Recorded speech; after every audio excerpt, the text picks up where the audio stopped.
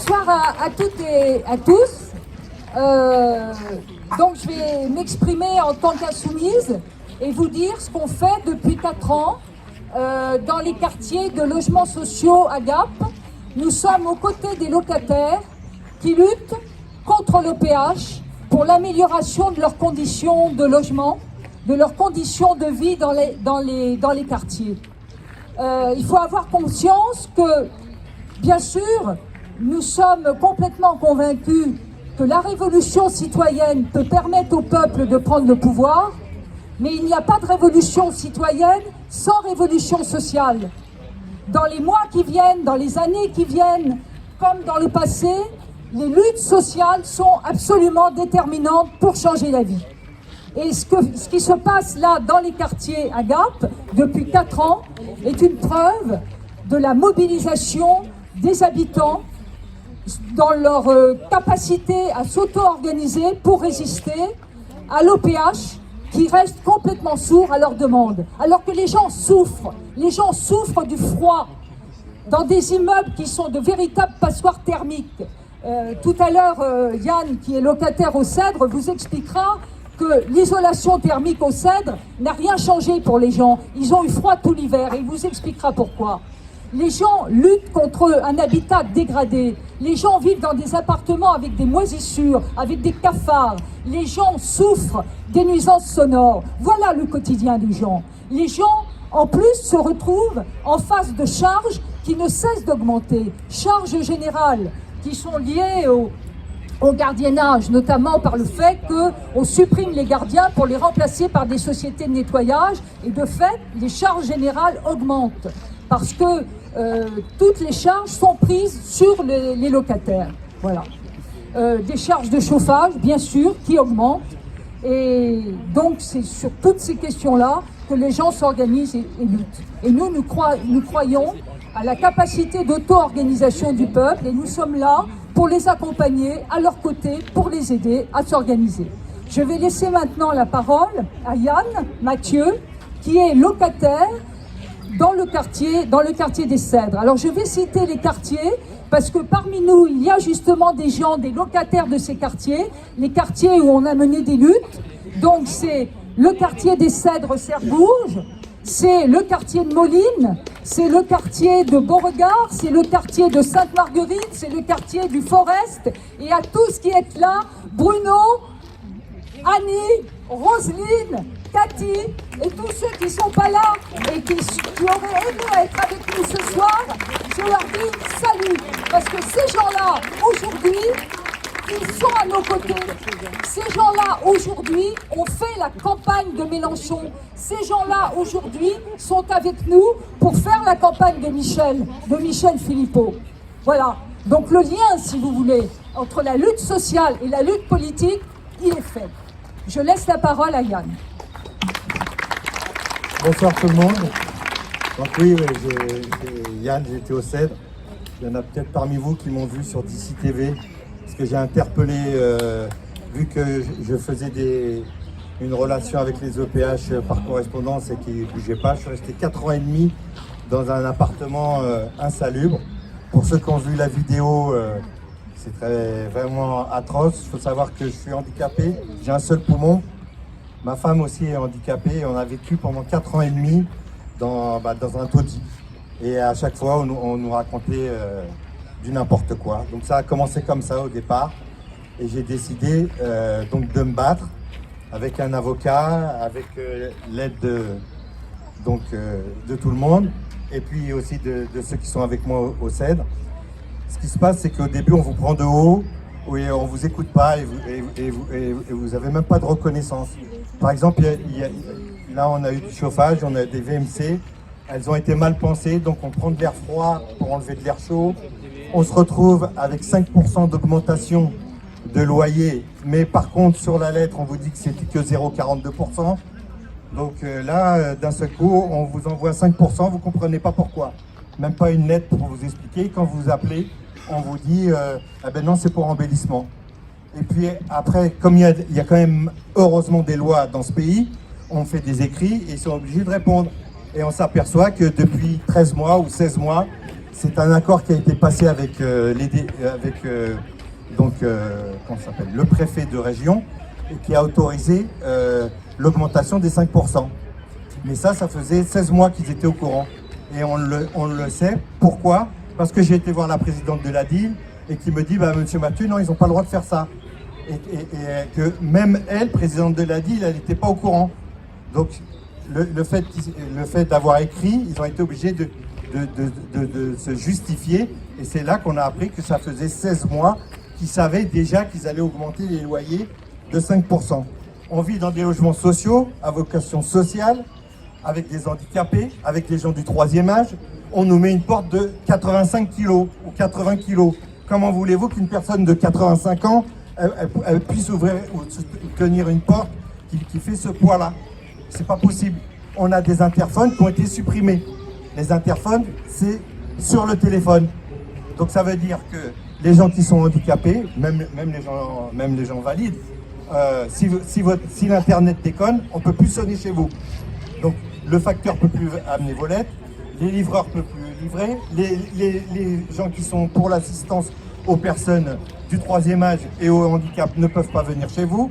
Il y a des gens qui ont plus de 80 ans, qui habitent au 4e étage sans ascenseur, ils ne peuvent pas descendre. Il faut les appeler sur leur propre téléphone parce que les pauvres, ils ne sont pas nés dans la dématérialisation, ils ne savent pas aussi bien manier certains outils.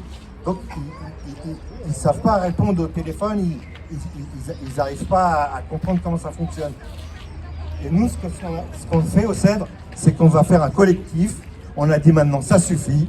Et moi j'encourage tous les gens qui sont dans les OPH à nous rejoindre où on fait un collectif tous ensemble. Et il faut des représentants pour les gens du 3e âge, pour les gens ou les mères célibataires, les parents célibataires, pour tous les problèmes qui existent dans ces logements sociaux, pour les handicapés. Il faut qu'on ait des représentants dans les commissions. Si on n'a pas des gens concernés par nos propres problèmes, comment voulez-vous qu'on fasse avancer les choses? C'est pas possible. Il faut qu'on se sente concerné. Il faut que les gens se bougent. Il n'y a personne qui va venir nous aider. Notre destin, il nous appartient.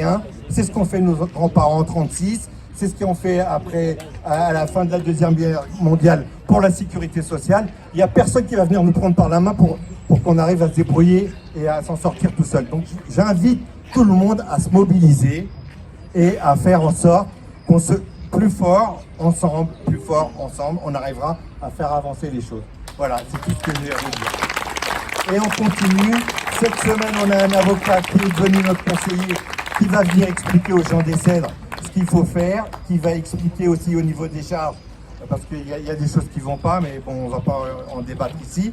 Mais une chose est sûre, c'est comme ce soir, l'union fait la force. Soyons unis.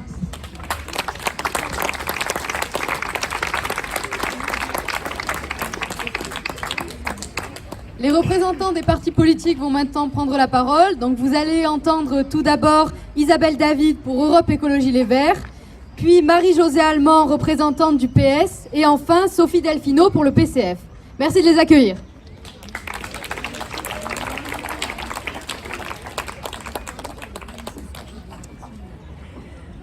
Bonsoir à toutes et tous. Si nous sommes réunis ce soir, c'est que dans le cadre de la préparation des prochaines élections législatives et dans la continuité de leurs échanges, la France Insoumise et Europe Écologie Les Verts, membres du pôle écologiste, se sont accordés sur un certain nombre de points que je vais rappeler. Tout d'abord, nous voulons faire élire des députés dans une majorité de circonscriptions pour empêcher Emmanuel Macron de poursuivre sa politique injuste et brutale, et nous voulons aussi battre l'extrême droite. Les 12 et 19 juin, les Françaises et les Français auront la possibilité, par leur vote, de faire accéder à l'Assemblée nationale un maximum de députés rassemblés sous une bannière commune et constituer ainsi une majorité pour que la bifurcation écologique devienne une réalité et que rapidement, notre quotidien s'améliore. Pour ce faire, nous avons fédéré autour d'un programme ambitieux toutes les forces qui le partagent, en respectant leur pluralité et leur autonomie. Pour la clarté, nous le faisons avec une bannière commune intitulée « Nouvelle Union populaire, écologique et sociale ». Pour faire vivre la pluralité, nous construirons un parlement de campagne rassemblant les forces politiques et des personnalités du monde syndical, associatif, culturel, intellectuel. La majorité pluraliste que nous voulons constituer se dotera d'un intergroupe pour compléter et poursuivre ce travail commun après l'élection. Nous partageons des objectifs communs qui constituent la base d'un programme de gouvernement de plusieurs centaines de propositions. Rassurez-vous, je ne vais pas les énumérer toutes. Parmi ces propositions, pour répondre à l'urgence sociale, nous défendons notamment la hausse du SMIC à 1 400 €.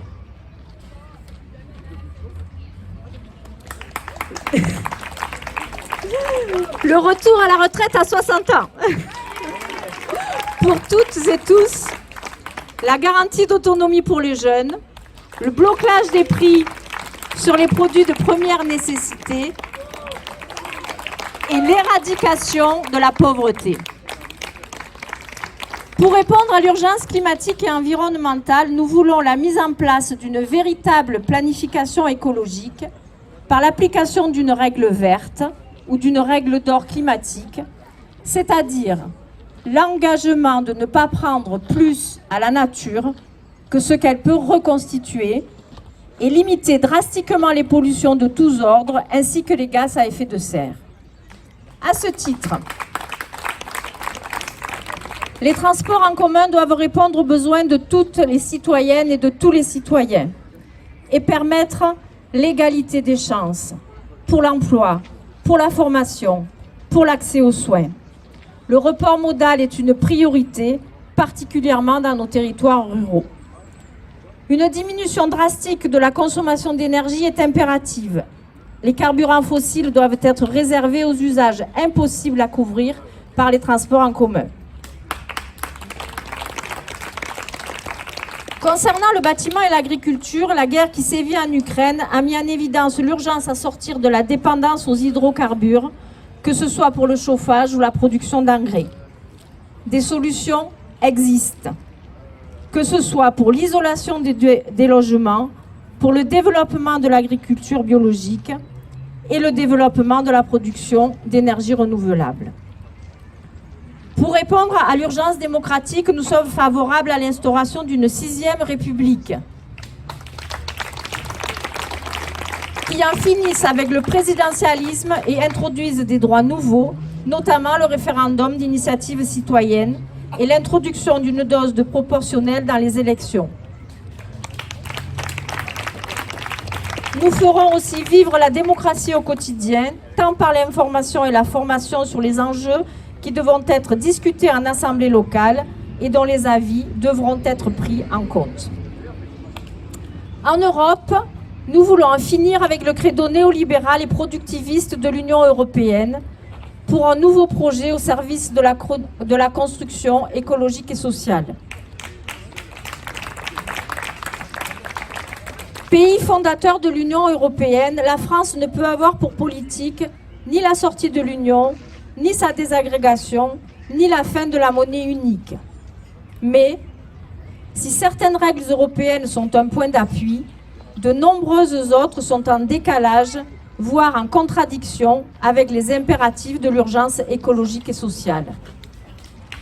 Par exemple, il est impossible de nationaliser EDF dans le cadre des règles de la concurrence, d'investir pour respecter nos engagements climatiques en raison des règles budgétaires.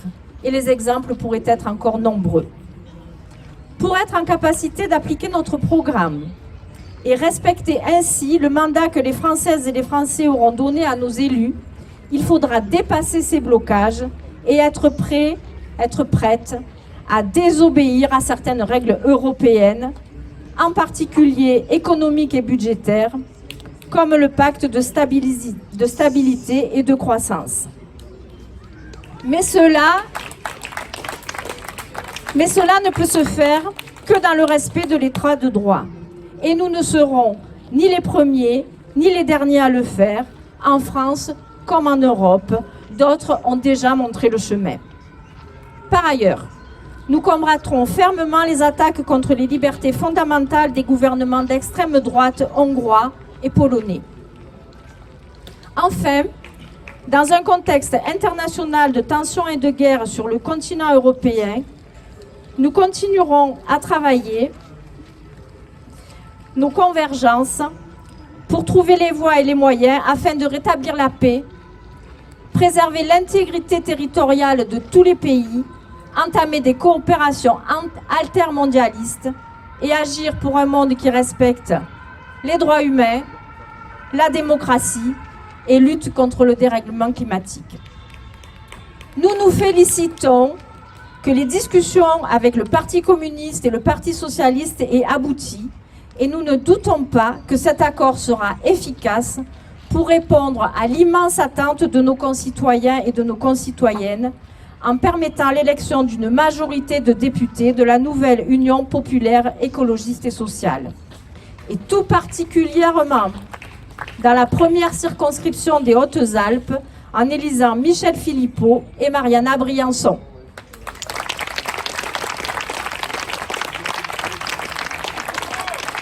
C'est la raison pour laquelle nous devons dépasser nos éventuelles frustrations et unir nos forces militantes pour faire gagner localement et nationalement la nouvelle Union populaire écologiste et sociale.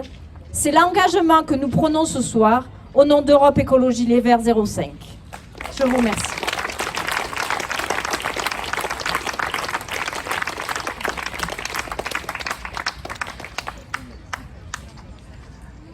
Chers amis, chers camarades, bonsoir à toutes et à tous.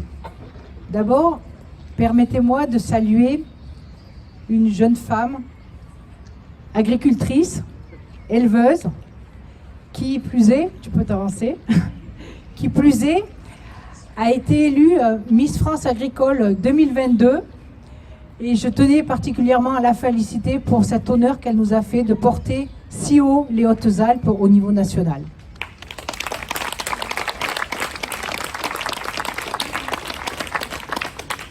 Je souhaitais aussi la féliciter pour son engagement en tant que femme dans ce monde politique tellement masculin. Il faut du courage, beaucoup de courage et bonne chance à toi.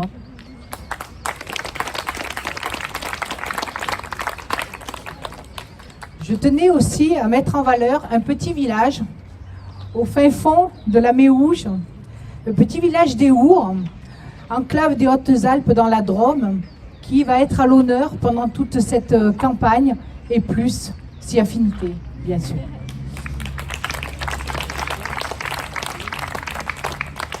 Le Sud est représenté, beaucoup représenté. Et je me permets de vous donner un conseil, de ne pas oublier la capitale gapençaise. Vous y serez les bienvenus pour faire campagne et on vous y attend de pied ferme. Et puis, je voulais aussi dire que il n'y a pas de sous-marin. Il n'y a pas de sous-marin en eau profonde du PS. Ne vous méprenez pas. Si nous sommes ici aujourd'hui, c'est parce que nous pensons que c'est une bonne chose d'être là et d'être tous ensemble. Et vous savez, les sous-marins au fond des océans, en eau trouble, eh bien moi je n'aime pas ça. J'ai les pieds sur la terre ferme, comme les agriculteurs l'ont, et je tenais à le préciser ici.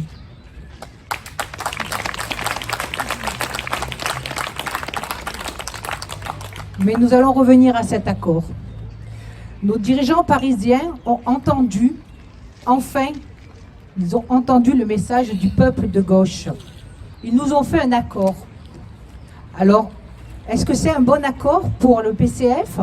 Non, je ne le crois pas. Est-ce que c'est un bon accord pour l'ELV? Non, je ne le crois pas non plus. Est-ce que c'est un bon accord pour le PS? Non plus, je n'en suis pas sûre. Est-ce que c'est un bon accord pour LFI? Là encore, ce n'est pas un bon accord. Mais c'est un bon accord pour toute la gauche réunie grâce à cet accord-là. Et ne nous répondons pas, nous avons besoin d'être ensemble. Alors bien sûr, on ne va pas être d'accord sur tout, loin de là. On a des différences, on a des choses que l'on s'est dites, des choses que l'on pense. Bien sûr, on n'est pas d'accord sur tout. Mais il y a tant de choses qui nous divisent. Et moi, ce que je vous propose aujourd'hui, eh bien, c'est d'arrêter avec ces divisions, de faire autrement, de prendre les points qui nous rassemblent et d'avancer sur le chemin. C'est possible, d'autres l'ont fait. Regardons un peu plus loin en Europe, l'Ukraine. L'Ukraine qui a élu, il y a quelque temps, un président dont le monde entier s'est moqué. Soyons clairs, le monde entier s'est moqué de lui. Et aujourd'hui, c'est un chef de guerre qui est incontestable. Il a réuni son peuple autour de lui. Il a fédéré face à l'envahisseur russe. Face au dictateur Poutine, il tient bon. C'est le petit contre le gros. C'est David contre Goliath. Il combat avec un peuple uni. Et ça nous ressemble un petit peu. Combattre de manière unie. Le combat de la liberté de parole, de la liberté d'engagement, de notre liberté à tous, on peut le mener. Le combat de la justice sociale, de la justice tout court, on peut le mener. Le combat de l'unité, on peut aussi le mener. Alors oui, cette coalition, elle a un sens. Elle a un sens parce qu'ensemble, on est plus fort et qu'ensemble, on va plus loin. Merci.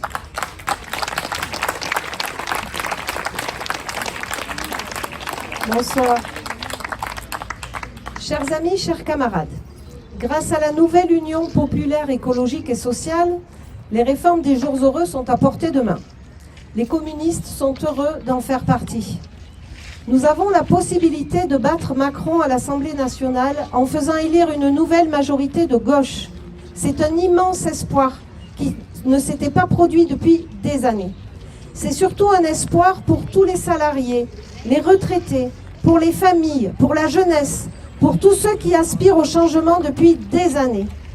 Dès le 1er juillet, nous nous engageons pour la retraite à 60 ans pour toutes et tous, pour l'augmentation du SMIC à 1 800 € brut, pour la création d'emplois dans les services publics, nous en avons besoin, la santé, l'éducation, les transports. Nous nous engageons pour de nouveaux droits pour les salariés dans les entreprises. Nous nous engageons pour des nationalisations d'entreprises et de banques pour nous donner les moyens de décider de nos politiques. Ces changements, ils sont à portée de main. Ils seront possibles si les Français s'en mêlent. Ils seront possibles si tous ensemble, nous enclenchons ce mouvement social et populaire. Avec notre bulletin de vote, nous pouvons empêcher Macron d'avoir sa majorité.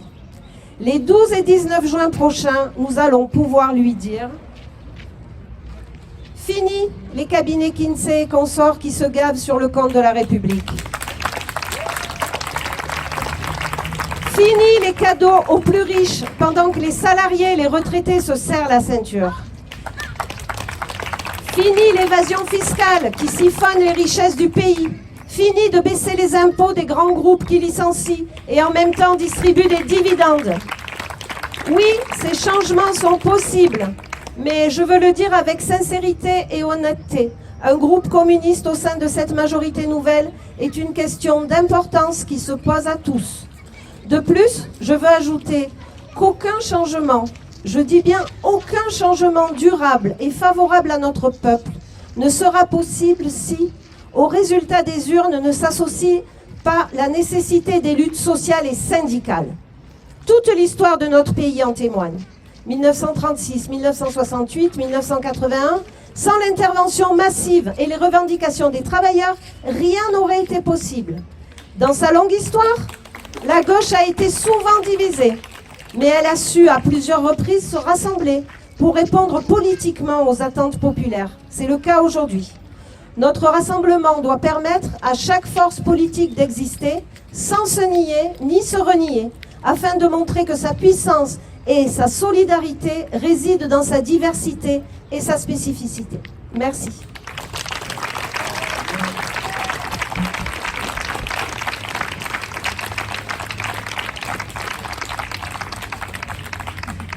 Après ces prises de parole et pour terminer, merci d'accueillir les deux candidats de la première circo pour les législatives de la NUPES, Michel Philippot et Mariana Briançon.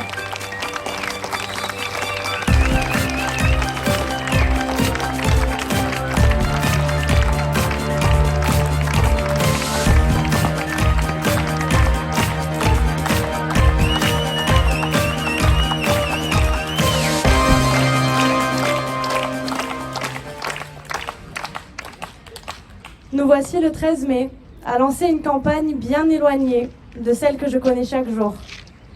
Je m'appelle Mariana Briançon, j'ai 26 ans et je suis bientôt agricultrice. J'ai grandi dans ces montagnes, celles qui entourent la petite vallée du Buèche, que j'affectionne tant. J'ai comme projet de m'installer avec mon père et ses brebis, dans le but de valoriser enfin sa production, qui fait son quotidien depuis plus de 30 ans. Cela fait une petite semaine que c'est officiel. Je serai suppléante de Michel Philippot, candidat de la nouvelle Union populaire écologique et sociale aux législatives 2022 dans la première circo des Hautes-Alpes. Cela fait une petite semaine, et pourtant j'ai déjà entendu traître. Trop jeune, avec rien dans la tête, une honte pour la profession, et tu es fière en plus.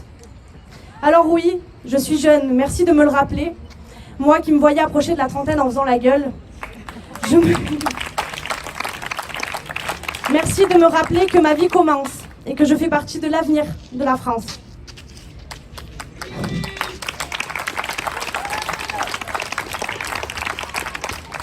Je ne pense pas trahir en me battant pour mes convictions, aux côtés de personnes qui les partagent, même parfois avec d'autres idées.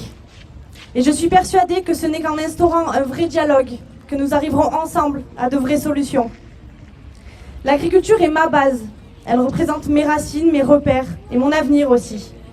Elle est l'avenir, puisque rappelons-le, sans agriculteur, pas de nourriture. Sans nourriture, pas de vie. Simple, basique.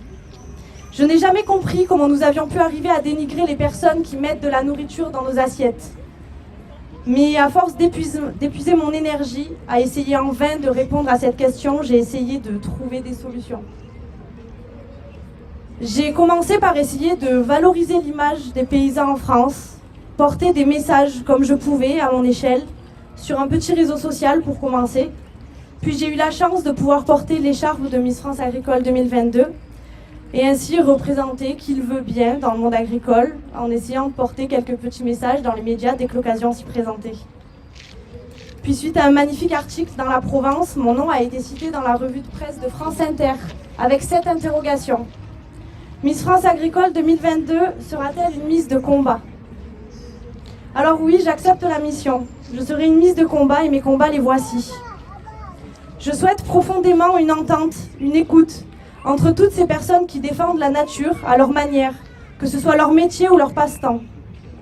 Je souhaite que chaque citoyen puisse être entendu et qu'il prenne part aux solutions concernant les problématiques qui le concernent, plutôt que celles-ci soient décidées du haut des bureaux desquels on n'aperçoit pas nos champs.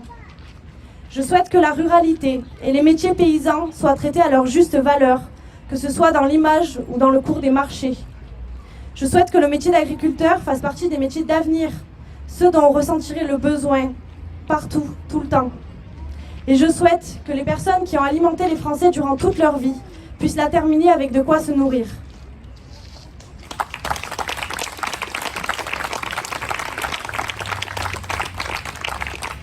On m'a dit que je croyais au Père Noël. Mais laissez-moi vous dire que grâce à des femmes qui ont elles aussi un jour cru au Père Noël, j'ai le droit de voter, j'ai le droit d'avoir des convictions et de me présenter devant vous aujourd'hui pour les défendre.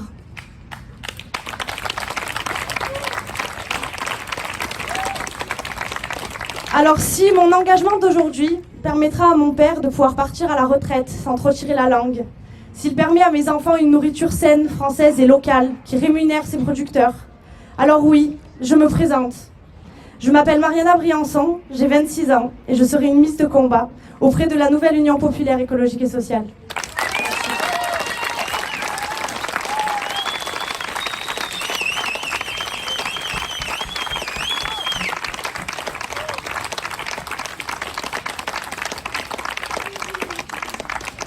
Bonjour à tous. Alors c'est assez rare, mais c'est la première fois que je le vois et je suis content d'y être. C'est qu'on est premier dans les sondages. Il y a eu 2 sondages sur France Info et en même temps on est premier et ça c'est rare. Alors merci d'être là vous tous. Ça fait un peu bizarre d'être comme ça sur une estrade, mais voilà. Merci d'être là vous tous. Merci d'être là vous tous les militants et merci d'être à la hauteur de notre moment historique. Parce que ce qu'on vit, c'est un vrai moment historique. Merci aux membres du Parti communiste qui se sont désistés et à Sophie Delfino. Merci à Marie-Jo Allemand et à tous les militants voilà, qui se sont désistés. Merci à Isabelle David, à Bernard Derbez et à tous les militants, parce qu'il faut se souvenir que ce sont des militants tous de combat avec des valeurs, et c'est pas évident parce qu'on aurait été dans les mêmes places, c'est pas du tout facile. Ce que je veux dire, j'ai envie de dire qu'on va essayer d'unir très large. Il y a même des gens, tout à l'heure j'ai rencontré des anarchistes, des gens qui parfois ne viennent pas voter et qui se doutent qu'ici, pour le moment, nous sommes à un moment historique. Il nous reste en effet 3 ans. 3 ans selon le rapport du GIEC. 3 ans pour une crise climatique. Il nous faut agir face à la destruction de la biodiversité. Et donc c'est un moment, parce que ça ne nous concerne pas que nous, ça concerne la planète. Et face à cette destruction de l'écosystème, il y a aussi une destruction sociale et il y a aussi une destruction démocratique.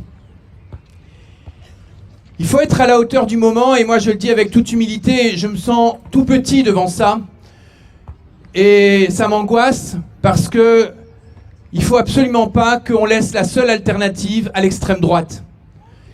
Parce que énormément de gens n'en peuvent plus et sont prêts à n'importe quel débouché par rapport à un monde qu'ils ne comprennent plus. Il faut donner une alternative au tout marché qui n'arrête pas de nous gérer depuis des dizaines d'années. Ce 3e tour, il est historique. Il s'agit évidemment, ça s'est décidé à Paris en 13 jours, après des années de différence entre nous, et il y a tout à construire. Et il faut vraiment tout construire et s'unir au-delà de nos différences. Et ça va se faire dans le concret.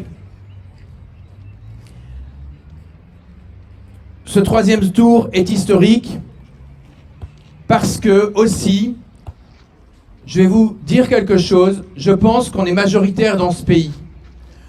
Alors ça paraît énorme parce que les sondages ne nous ont jamais montré premiers, etc. Mais je ne sais pas si vous avez vu, avec une dizaine de militants, on avait auditionné plein de citoyens dans les Hautes-Alpes. Et il y a quelque chose qui m'a marqué, qui m'a bouleversé, parce qu'on leur posait la question, comment ça va? Et qu'est-ce qu'il faudrait faire pour faire changer les choses? Et non seulement, ce qui m'a marqué, c'est que pour un tiers de ces personnes, la vie s'était effondrée. Elle s'était effondrée pour plein de raisons, pour des raisons sociales, et aussi, derrière ça, la raison écologique. C'est pas pour rien qu'il y a des saisonniers dans les Hautes-Alpes qui ont plus de boulot. C'est pas pour rien que aujourd'hui des virus arrivent, et tout ça c'est aussi lié à la crise écologique qu'on est en train de vivre.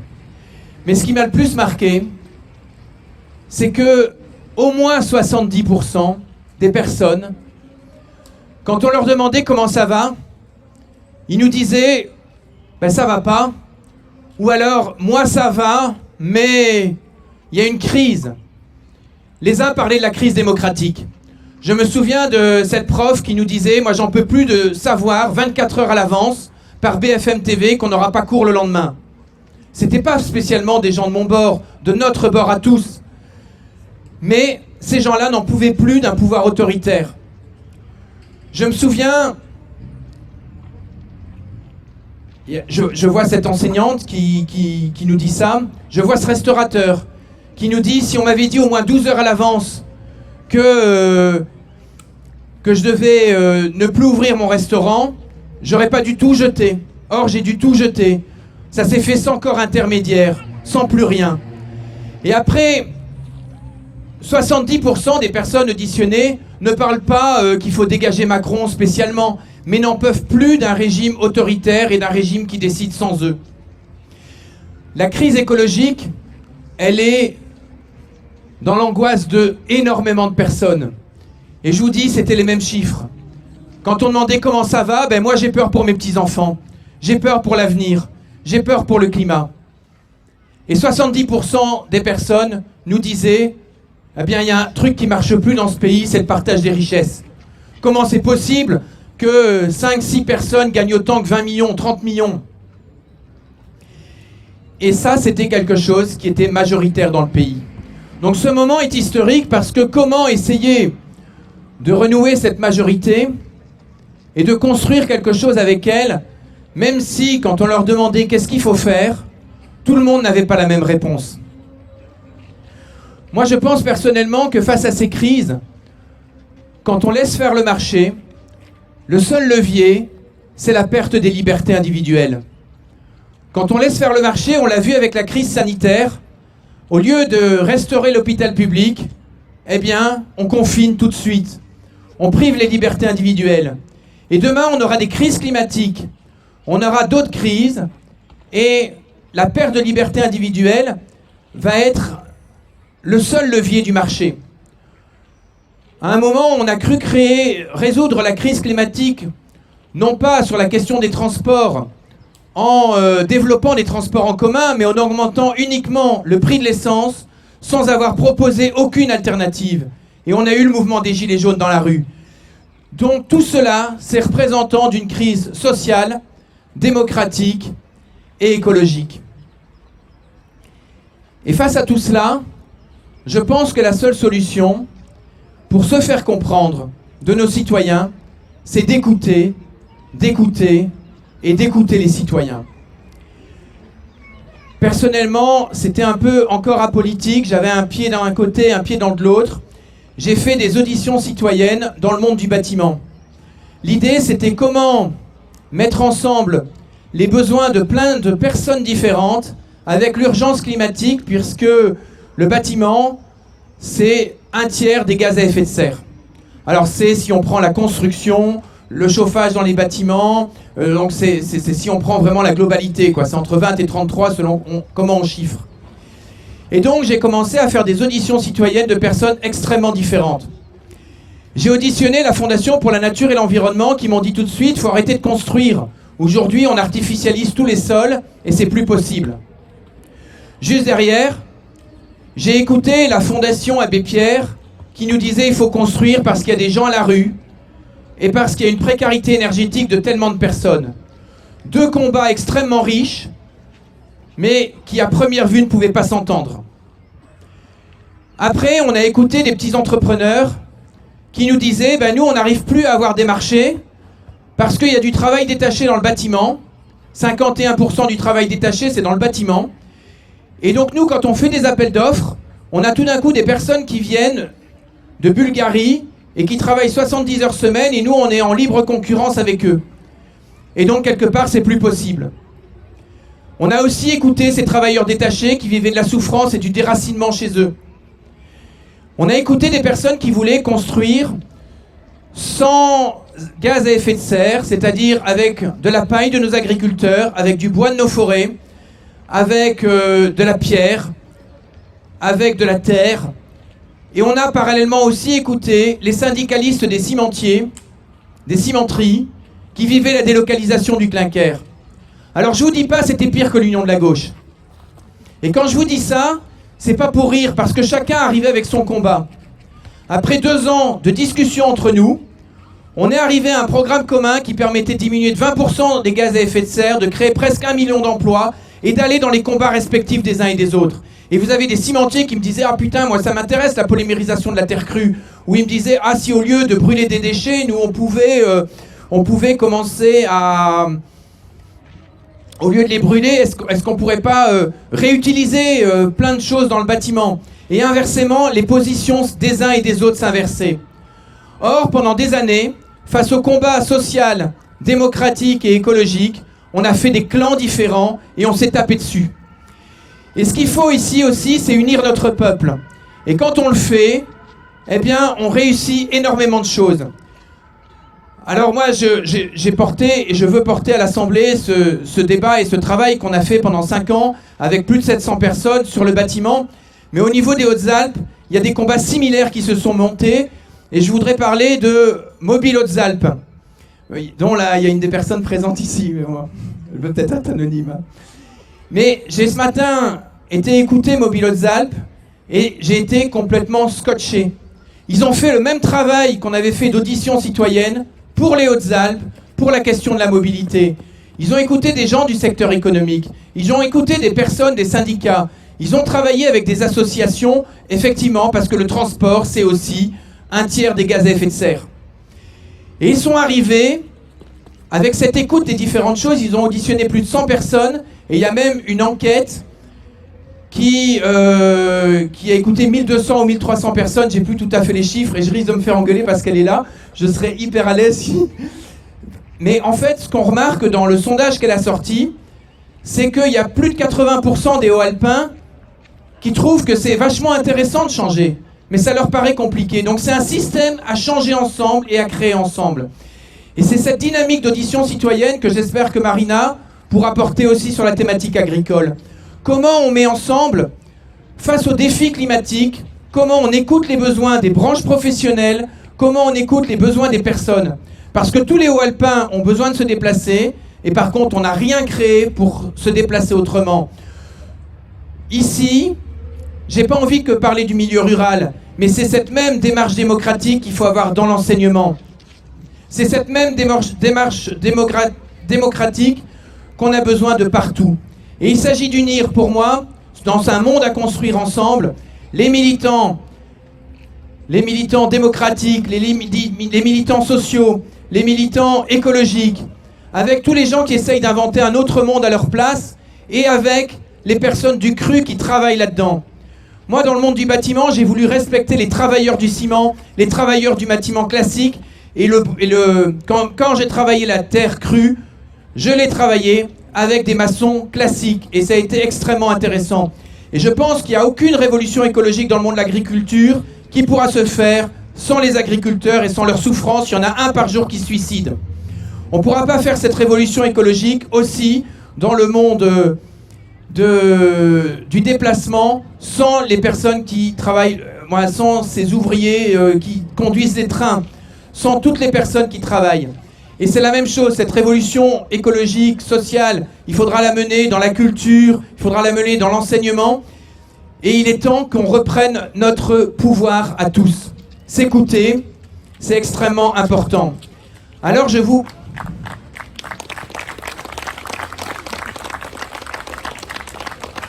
il y a énormément de choses qui commencent à se faire dans les Hautes-Alpes. Il y a des réunions publiques qui vont avoir lieu quasi tous les jours, si pas 2 ou 3 par jour. Il va y avoir des rencontres du personnel hospitalier, il va y avoir des rencontres des syndicats, il va y avoir des grandes manifestations dans des plus grandes villes, il va surtout avoir des événements à Gap. Moi, ce que je propose à un moment, c'est qu'on puisse aussi, et si chacun avait un portable, écouter les gens comme on l'a fait. Comment ça va ? Comment ça va ? Qu'est-ce que toi tu fais ? Et qu'est-ce qu'il faudrait faire ? Et si on arrive à faire ça, on peut le publier tous sur une page Facebook. Parce que en général, les gens, on leur dit pour qui il faut voter, mais avant, on les écoute pas. Moi, je dis pas du tout qu'il faut pas être fort dans nos convictions. Mais si on part d'une écoute, et si on part d'une écoute attentive, on saura d'abord aussi quel billet il faut pour convaincre, et comment on va les amener à partir de leur questionnement sur l'ensemble d'un programme complexe. Et pour moi, c'est une solution parce que ça permet de répondre sur la même chaîne YouTube à toutes les questions que les gens se posent.